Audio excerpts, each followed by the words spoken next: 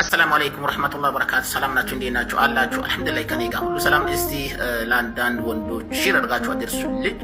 ምክንያቱም በሶሻል ሚዲያ የሚያለቅሱ ወንዶች እሷ ከሌለች እኔ በህይወት መኖር አልችልም የሚሉ ወንዶች አሉ።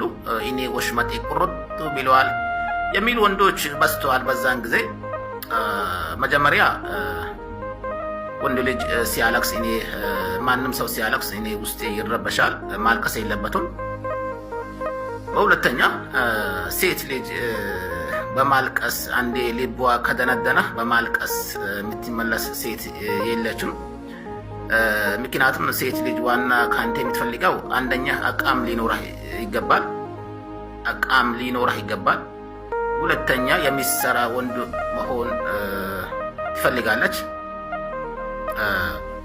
የሚሰራ ወንድ ያው እሷንም ያስከብራታል፣ ለልጆቿም ያው ብዙ ነገር ትመኛለች ሴት ልጅ። ላኪን እናንተዎች ያላችሁት ብዙ ጊዜ እኔ ፍቅር ሰጣታለሁ ትላላችሁ በሶሻል ሚዲያ። ሐቂቃ ነው። ፍቅር ብቻ ምን ይሰራል? አንድ ጎጆ ቤት ተቀምጣችሁ ለሷ ፍቅር ብትሰጣት ፍቅር ይጎረሳል? ይበላል? አይበላም፣ አይጠጣም፣ አይጎረስም። ፍቅር ብቻ ምን ይሰራል ለሰው ልጅ? የሰው ልጅ ሲሰራ አቋም ሲኖረው ሰርቶ ሲያመጣ እንጂ አንድ ጎጆ ቤት ዝም ብሎ ፍቅር የሚሰጣ ከሆነ እሱ ሰው አይባልም፣ እሱ ወንድ አይባልም።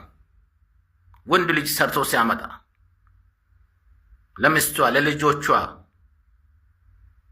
ሰርቶ ሲያገባ እንጂ እኔ ዝም ብዬ ፍቅር ሰጣታለሁ ብሎ የሚመኝ ወንድ አይደለም። አንዳንድ ወንዶች ጭንቅላታችሁ መርምሩት። ምክንያቱም ፍቅር ብቻ አይበላም፣ አይጠጣም። አቋም ሊኖራችሁ ይችላል።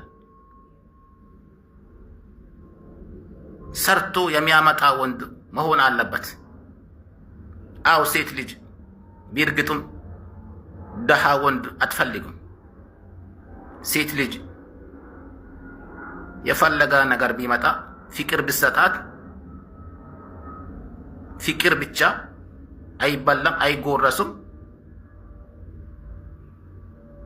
ፍቅር ስትሰጣት ሚሰራ ወንድ መሆን አለበት። እናንተዎች አሁን የምትሉት እኔ ፍቅር ሰጣታለሁ አንተ ሰርተ ካላመጣ የቀን ስራ ካልሰራ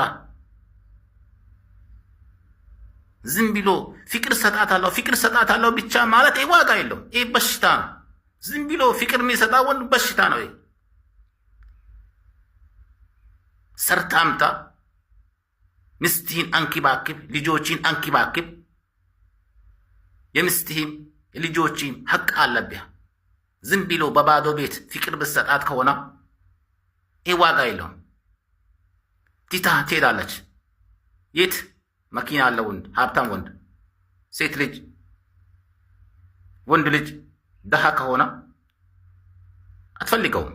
ሐቂቃ ነው፣ አትፈልገውም። ስለዛ እናንተዎች ሶሻል ሚዲያ እኔ ወሽመጤ ቁርጥ ብለዋል፣ እኔ ፍቅር አለኝ ለእሷ ፍቅር ሰጣታለሁ የምትሉ ወንዶች አቁሙ። ይሄ መጨረሻ ንግግሬ ነው። ለሴት ልጅ ፍቅር ብቻ ዋጋ የለውም። በአንድ ጎጆ ቤት ዝም ብለ ፍቅር ምሳጣት ከሆነ ይህ ሰው ይባሉ። ስለዛ አንዳንድ ወንዶች አላችሁ ጭንቅላታችሁ መርምሩ። ይህ ጭንቅላት ዝም ብለን አይደለም የተሸከምነው። ይህ ጭንቅላት ብዙ ነገር የማድረግ አቅም አለው፣ ችሎታ አለው ለማለት ነው። ሰላማችሁ ብዝት ትበል። እስቲ ዩቱብ የገብታችሁ ሰብስክራይብ አድርጉኝ፣ 10 ሺህ ያስገቡኝ ለማለት ፈልጋለሁ። ወሰላሙ አለይኩም ወራህመቱላሂ ወበረካቱ። ባረከላሁ ፊኩም። አሰላሙ አለይኩም ወራህመቱላሂ ወበረካቱ። ሰላም ናችሁ? እንዴት ናችሁ? አላችሁ? አልሐምዱሊላህ ከኔ ጋር ሁሉ ሰላም ነው። ማለት የኢትዮጵያ ሀበሻዎች ምን ሊበላችሁ ይሄ ልጅ ከትላንት ወዳ ያው በሰራው ስህተት ብዙ ሰዎች እስር ቤት ገብተዋል፣ ብዙ ሰዎች ቆስለዋል ይባላል። የሞተው ሰው አለ ይባላል። ግን ይሄ ልጅ አሁን ያው በህይወት አለ ግን ሞቷል። አላህ ይርሐመው በሉት። ሞቷል። በነፍስ አለላሁን ሞቷል። ክርስቲያን ከሆነ እዝጌር ይማረህ፣ ሙስሊም ከሆነ አላህ ይርሐመው በሉት። ምክንያቱም ሞቷል ያልኩበት ምክንያት እዚህ ሀገር አንድ ሰው ከገደለ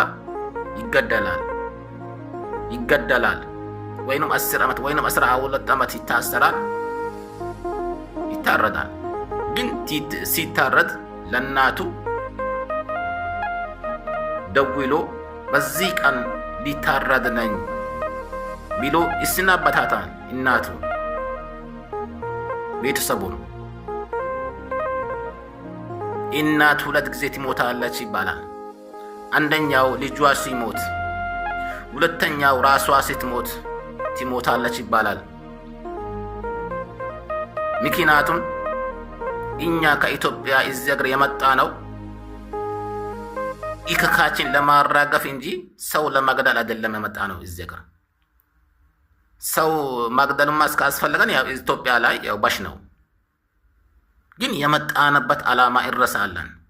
የመጣንበት ዓላማ መርሳት የለብንም። ወደፊትም ቢሆን ገጠር የሚሰሩ ሰዎች ጠንቀቁ ማለት አስፈልጋቸዋል። እኔ አሁን አንዳንዴ ያሰራኝ ሰውዬው ውሻ ይለኛል። እዚህ ጋር መጥቶ አይለጠፉም። ውሻ ቢለኝ ራሱ ዝም ይለዋለሁ። ምክንያቱም እኔ የመጣሁበት ዓላማ አለኝ። የመጣሁበት ዓላማ ኢከኬ ለማራገፍ እንጂ ሰው ለመግደል አይደለም። እዚህ ሀገር መጣሁት መጥፎ ነገር ለማስራት አይደለም እዚህ ሀገር መጣሁት። ስለዚህ የመጣችሁበትን ዓላማ መርሳት የለባችሁ ለማለት ነው። አላህ ይርሐመው ብሎት ምናልባት ሙስሊም ከሆነ ክርስቲያን ከሆነ ያው እዝጌር ይማረህ ብሎት ሞቷል። ላኪን በህይወት አለ ሞቷል። ሰላም አለይኩም ወረሕመቱላሂ ወበረካቱ።